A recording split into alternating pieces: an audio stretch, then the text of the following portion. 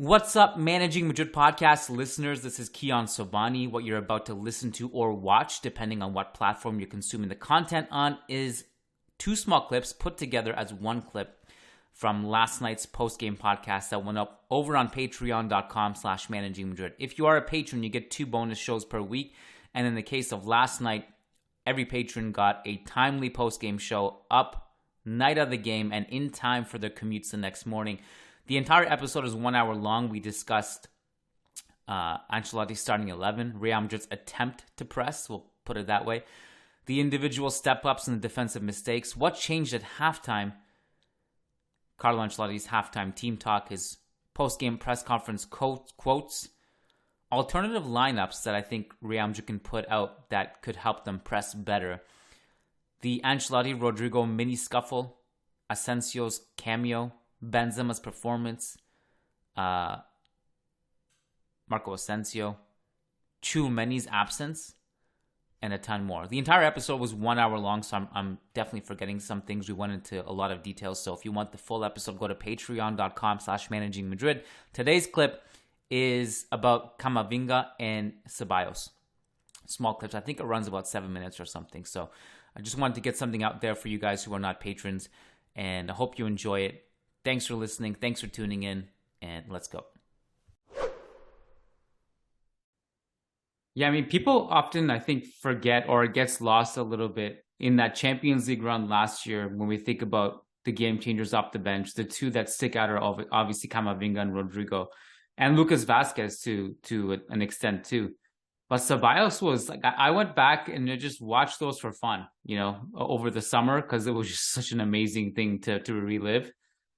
And that every game I was like, holy shit, I forgot Ceballos was really good in this game. Like even that Manchester City game, he came in off the bench in the extra time. They couldn't touch him. Like he was amazing. Like that kind of energy to have against. He played every game. He played in Stamford Bridge. He played all the big ones. Yep. There's part of me that wonders, like, what happens if you really want to play this high press, but you can't because the midfielders are older? What happens if you just change the guys? Just for argument's sake, or just to put it in theory, and what would it look like if you put it in practice if, your midfield was literally just, you accelerate in some ways the transition, just put Tchouameni, Camavinga, and Fede all on the field to start. And then Modric is the guy who comes in off the bench and just helps you kill the game, It's hard to bench Cruz, but maybe you could start Cruz with those three as well and just kind of shift it around. I'm curious. I'm curious to know what happens if you just go lights out, ballistic, all energy from minute one and just impose your will on the game. Well, remember Ancelotti's quote from the start of the season when he talked about how, like, when we have Modric, Cruz, and in this case Tchouameni, it's more about control. And then when I put on Camavinga and others, Valverde, it's the rock and roll, it's the chaos. Yeah.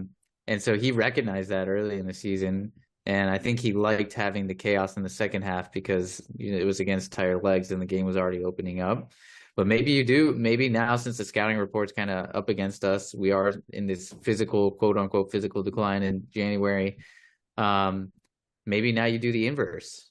And maybe now you start with the rock and roll to start the game and then finish it out and control the game with Cruz and Modric when legs are tired, and you can just play the ball around and switch the field of play, make them even more tired. Yeah, it's an interesting thing to consider, but I do wonder either way if this game in isolation changes things of how Carlo views certain elements of the game for the rest of the season. I'm not sure, but it was nice to see a more, that second half just felt like more Real Madrid. That's the Real Madrid we know. It's just don't back down and super subs off the bench. If the game state completely changes and we come back and win. I want to go back to the first half for a second and connect a couple pieces together.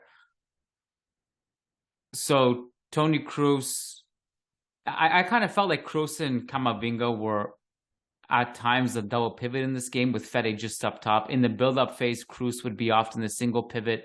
It would change throughout. But either way, Tchouameni's not here yet. Tchouameni's watching basketball in Paris, apparently. We'll talk about that later. I want to connect this to Mendy, who actually got into good attacking positions today. Sometimes when he gets in those positions, he doesn't do much with it. Today, I thought he was really good with the ball in the final third. Had 2 cutbacks, which should have resulted in assists. They were calculated. He didn't panic in those situations. He had another near cross to Benzema in the I think it was, I can't remember if it was the first half or second half.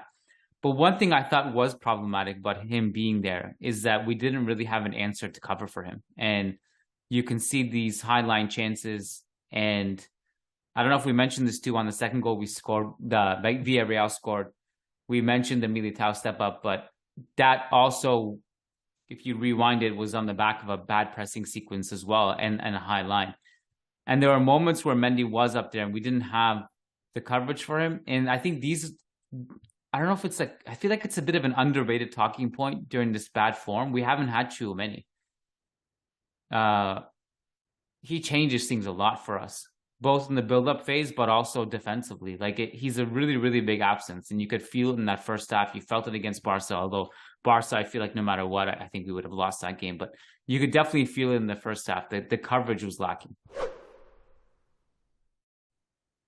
Camavinga, I feel like we didn't talk about him enough. Yeah. So the Camavinga thing, I thought he looked really good in this game. I was really impressed. You can tell that this guy just is going to prove himself, I think. Like, you can just tell that he really believes in himself. He hasn't let these early subs get to him too much. I thought he was really good today, and some of his ball carrying sequences were fantastic. His tackling was fantastic. So after the game, Lucas asked Ancelotti, I'm just going to do that easy thing again, just read the quotes on managingmadrid.com. Ewan McTeer says, Managing Madrid's Lucas Navarrete was in the press room at Estadio Ceramica, and his question was about why Camavinga was allowed to stay on in this occasion. To that, Ancelotti replied, quote, he did really well. His first half was tough, like it was for everyone, but then he had a lot of energy and character in the second half. I didn't take him off this time because he needs to learn how to manage that. I also don't even think it should have been a yellow card. He had a complete performance. Nice to see that. Yeah.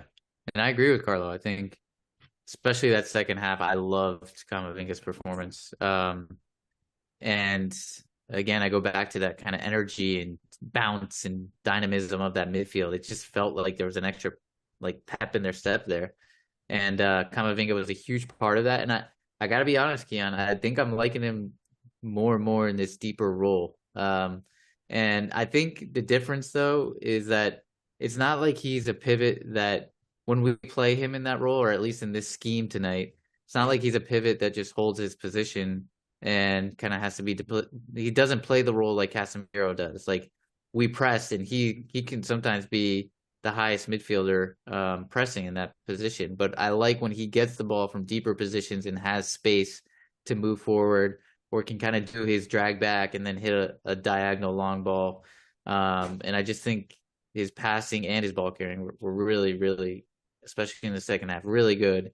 And I like him in that deeper role.